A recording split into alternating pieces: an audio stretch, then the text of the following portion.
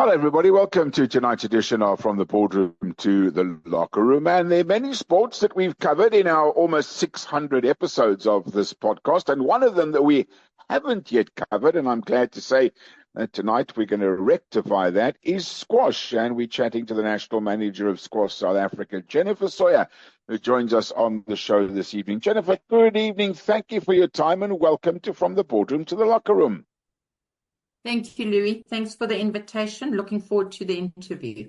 Lovely to chat to you. Squash, well, goes back an awful long way, particularly here in South Africa. Tell us a little bit about Squash South Africa and how you guys have been doing recently. Well, the most important thing at the moment is that we've been included in Olympics LA 28. This is the first time that squash has got in to the Olympics, so we are very excited about that. And since the announcement that came out last year, September, October, our membership has grown by 18%, which we are exceptionally happy with. Yeah, obviously that gives a lot of people an opportunity now, knowing that it's going to the Olympics, to get into the game. And historically, if I may say, squash has been something that many people played pretty much get fit, didn't they? Not necessarily in South Africa, at least, as competitively as some of the other countries in the world. Look, squash has always been, we've played lots of competitive squash, in the late 70s, 80s, early 90s, squash was booming. And we have partaken in every single world championship, individual championships, whatever we can go to, we definitely go to. So, there are obviously top players who take it seriously, and there are the social players and they're the league players. As long as they're on the court, we are happy. Yeah, I know it's kind of difficult when you're competing in South Africa with rugby and particularly cricket and soccer and so on. How do you get and develop the game in South Africa? It must be a difficult task. Well, it is difficult because, there are not that many squash clubs around South Africa. The squash clubs that are around South Africa are utilized fully. The ideal would be to try and get squash courts in the developing areas. But, the financial cost of building a squash court between 8 and a million rand, 800,000 and a million rand doesn't make it viable. But we do bring in people to the courts to give them the opportunity to see what squash is about, and hopefully then they would show an interest. Again, it is a costly sport in terms of the fact that, if I'm still correct in saying, in the days that I used to play very non-competitively, I might add, you had to put a 2 rand coin into a box and the lights would go on and they'd go on for half an hour. Has it changed much since then, or is it still similar like that based at clubs? Look, it depends, but basically I'd say from 20 rand to 70 rand for 45 minutes at most clubs. So it depends what their structure is, which is still very reasonable to have a workout for 45 minutes for 20 rand. And some of the best squash players in South Africa, tell us a bit about them. All right, so our number one man is Dewald van Niekerk. He goes overseas fairly often. He's coached by Nick Matthews overseas in the UK, and he's doing exceptionally well. He is currently ranked in the world 84. Then our top lady player is Hayley Ward. They're actually both from EP, Eastern Province, and she also goes and travels a lot, but she works full-time as well. And she's ranked round about 90 in the world. So, the more the players go overseas, the better rankings they get. We've obviously got quite a few juniors coming through, which is Luan Groenewald from Northerns, which is Pretoria. He's also taken a year off. He's just completed his matric last year.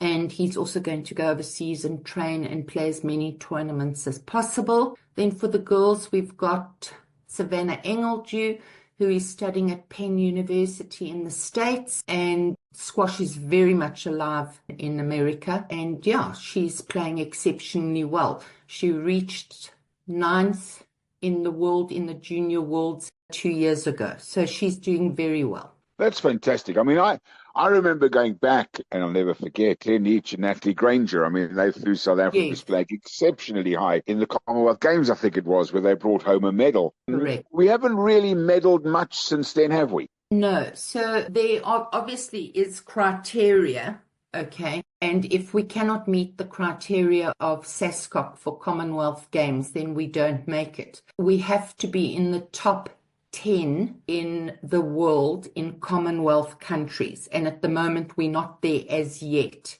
but working towards it. So how do we improve it? I mean, are the Department of Sports, Arts and Culture, are they assisting you guys to try and bring the game up to a level to go along to these major events? So Department of Sport, Art and Culture fund for development. They don't fund for the top players.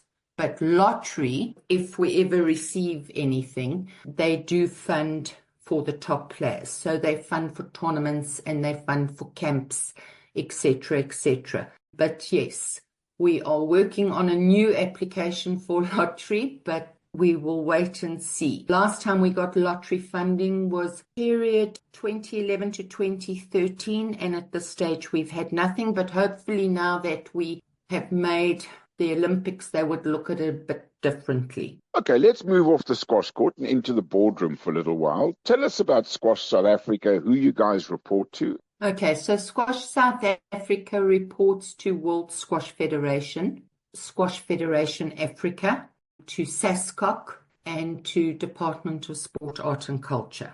But you in South Africa run squash pretty much on your own with a group of people on a voluntary basis?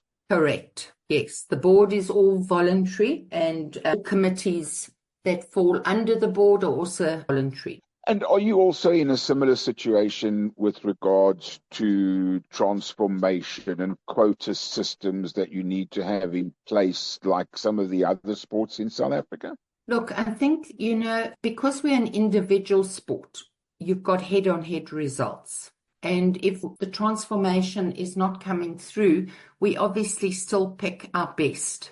And we are hoping in the coming years that we will get more and more of the development players coming through and challenging the top players. But, it's very difficult because we don't have funding to look after specific players. So if there's no funding, it's very difficult unless they go out and find their own sponsor or their clubs assist them on a day-to-day basis. So we ideally, with this lottery funding that we're applying for now, if that comes through, then we can actually look after more players, if you know what I'm trying to say. No, absolutely. I mean, it sounds like an absolutely daunting task on a voluntary basis. You must really love squash. Well, I think everyone that's on our board or committees are passionate about squash, and they are very committed to the sport.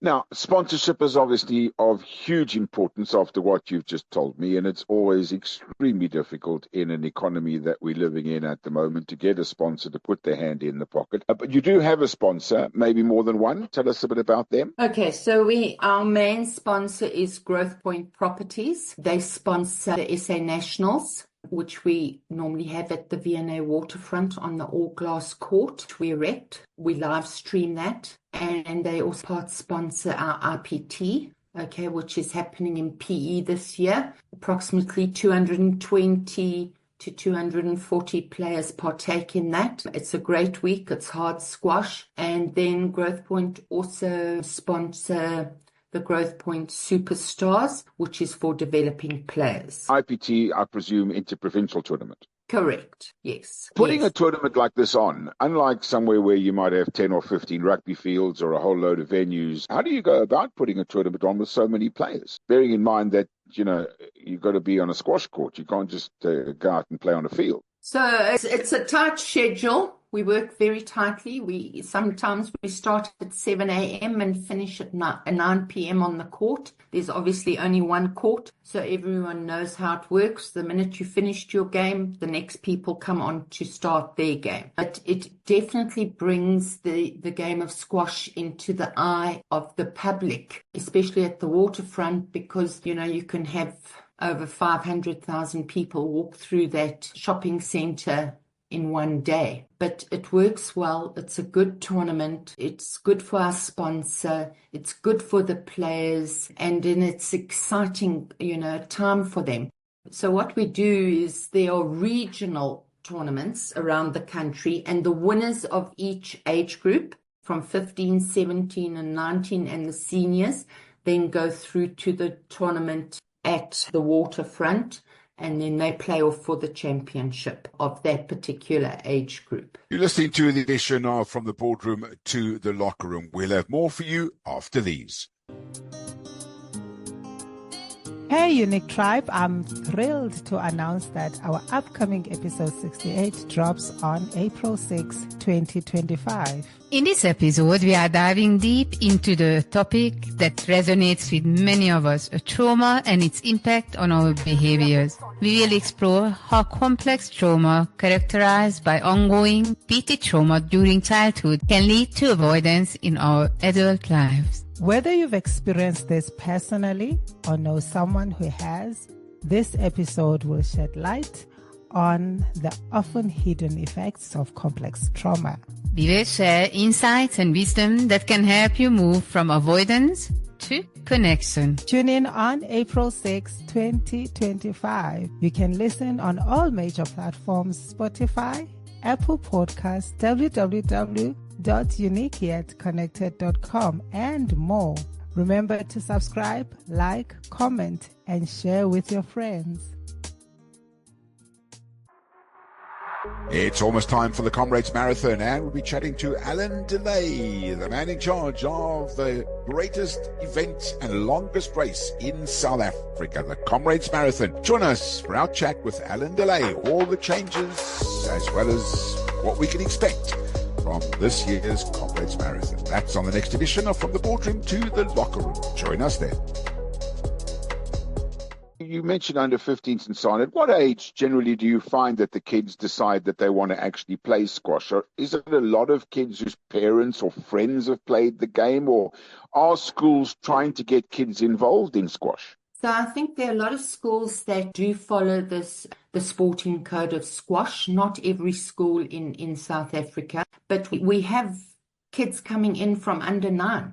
Wow. Playing, and they love it. All they do, yes, it's great to win, but all they want to do is play squash. They don't get upset if they lose.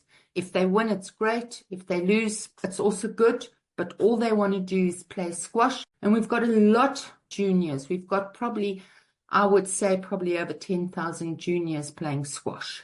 That is an incredible amount. I mean, that is absolutely fantastic. Now, when we look at squash over the years and going back decades, if we may, unlike other sports that have maybe changed, squash is pretty much the same, isn't it? And I guess just better shoes and maybe a better racket. But the principles of the game have never changed. Well, no, they have, because originally they used to play to 9, okay?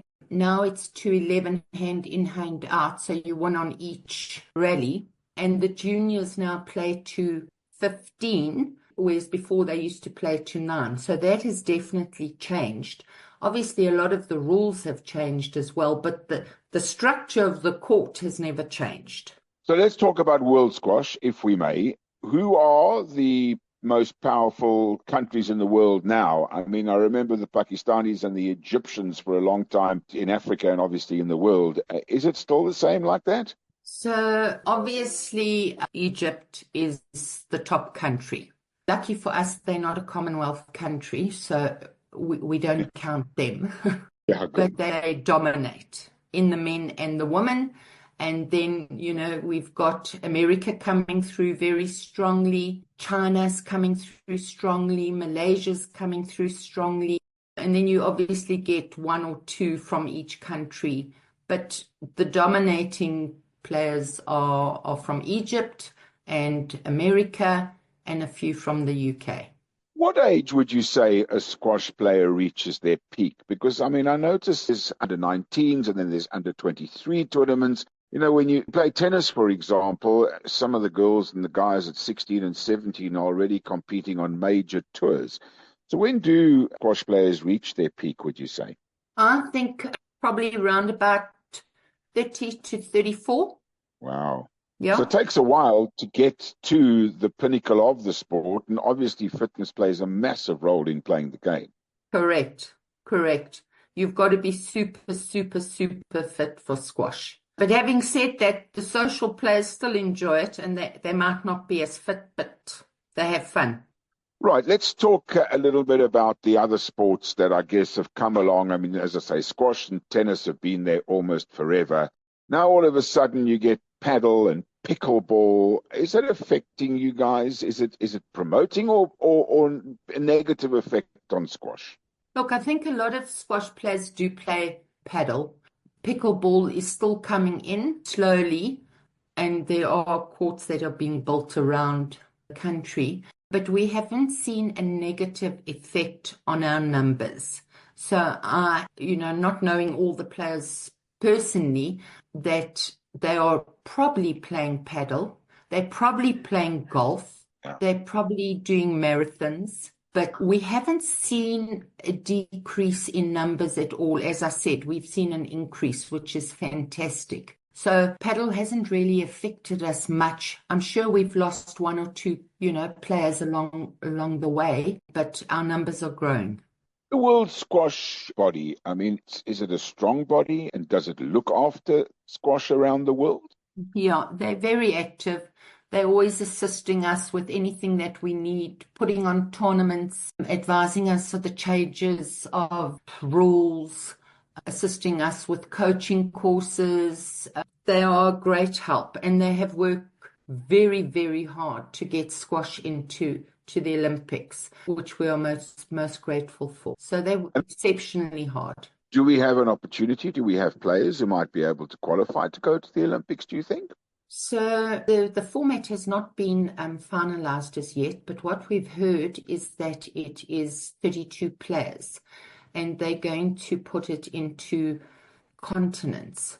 So we are hoping that we would get at least one opportunity for a male and one opportunity for a female to go through. We are currently, next week, there is the PSA WSF qualifying champs for Africa in Mossel Bay, and we just have to do well there, and then we can get a spot in the qualifying of the World Championships. So there is an opportunity. One has to work exceptionally hard. Our top players are, because they see they could make these. Yeah. Tell us more about the tournament coming up in Mossel Bay. Where are the countries coming from and the players coming from, and what can we expect? So a lot of Egyptians, because you must remember it's just Africa, okay? Yep. So Egyptians, Zambia, Nigeria, and then South Africa. And I guess amongst all of those countries that you mentioned, obviously the favorites would be the Egyptians. Do we rank second to them? In Africa, yes. Yes. Yes. Okay, now let's talk about World Championships, WSF World Championships. I see currently in a couple of days' time they get underway, the under-23 World Champs. And then in July, the juniors are in Egypt. Any representation for us on the world stage this year that you can think of or you know of? Yeah, we are attending the under-23 in Pakistan, Karachi. Our top male player has been seeded 9-12. Which is good, and we're sending 2 males and 1 female. They leave on Thursday, and we have entered the Junior Worlds, which is going to be in Egypt this year. And we send a 4-man team for junior men and for junior women. And there is an individual part of that as well, which they partake in. Just explain to those of us who are aware of how the seedings work. You mentioned 9-12. How does it work? Well, they get drawn. So he will go into the seeding selection of 9-12. So he might have been 12, but he's been pulled out at number 9. So he would play the number 8. Okay, but you still obviously have to go through the rounds, and a lower seed can still meet a higher seed through the quarters, semis, and into the final. Correct, yes. Correct. Okay, brilliant. Okay, our junior men last year in America, it was played in Houston, the World Champs last year, and our junior men's team came 8th. Well, that's fantastic. I mean, it obviously gives great inspiration to the rest of the kids to start playing the game. What else do we have on the calendar in South Africa this year? I mean, I'm sure you don't just run 2 or 3 tournaments. You run many of them around the country. Well, at the moment on our calendar, we probably have around 300 tournaments, which includes Wow. juniors as well. So how this happens is we control the calendar. They send us their dates. We work out where they can fit in. And then, so we run some tournaments. We only run the national tournaments and like national doubles, national squash 57, which is racquetball, and the nationals, the proper nationals. And then every province sends us their dates and they run certain tournaments where people can travel to and play in their tournaments as well. So just like you're affiliated to World Squash, are the regionals affiliated to SA Squash? Correct. And you are the controlling body of all of those, but yet don't necessarily involve yourself in organizing the regional tournaments. Correct. Every province then would run their own regionals. Do they still have leagues in the provinces? I remember before there were squash leagues that went on and winners of those tournaments obviously were given opportunities. Yeah, league is played in every province. Doubles league is played in every province. Masters league is played in every province. And junior leagues are played obviously through the schools, but in every province. So I know where you're based in Gauteng, so please take your Gauteng hat off. Which province is the best in the country? For players. Yeah, absolutely. So where are the best players coming from in South Africa? So I would say there are two areas. So for RPT, we have an area called SACD, which is South African Country Districts, which is the small places like Eden, Boland, Polokwane, Limpopo, Northwest, and they all get together. Okay, so they've got a huge pool, and they normally win our RPTs. So around the country, there are a lot of good players, which SACD utilize. Northerns are exceptionally strong with their juniors. And while you're thinking, it surprises me that you said SACD. I mean, I thought you would have said like Western Province or KwaZulu-Natal or Gauteng. I mean, that... No. SACD is definitely the leaders. Wow, that's absolutely unbelievable. Jennifer, I'm so glad we've chatted to you. You've certainly enlightened us on the situation in South Africa. We're delighted that you guys can qualify now to participate in the Olympics. And we wish you all the best for 2025. And I'm sure we'll catch up with you again. Thank you for your time. Thank you very much, Louis. That's tonight's edition of From the Boardroom to the Locker Room, chatting Squash South Africa with Jennifer Sawyer, the national manager of the organization. Hope you've enjoyed it. Hope we've enlightened you, and maybe it's inspired you to get out onto a squash court and bash that little rubber ball around. That's tonight's show. As always, be nice to each other. Until next time, bye for now.